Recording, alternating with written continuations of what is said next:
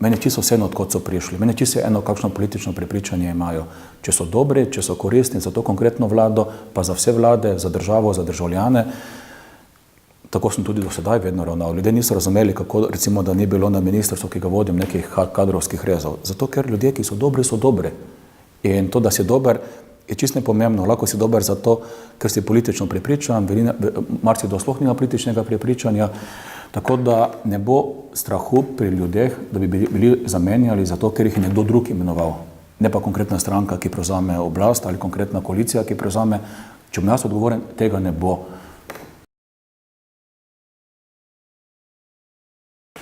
Vedno bo potrebno čuvati tiste, ki jim je zelo težko, vendar ob tem ne pozabiti, da je pa nosilec razvoja srednji razred, ta je najbolj samozavesten, najbolj inovativen, pogosto tudi najbolj izobražen, ne? In temu je potrebno v prvem koraku pomagati za davčno razbremenitvijo tega razreda.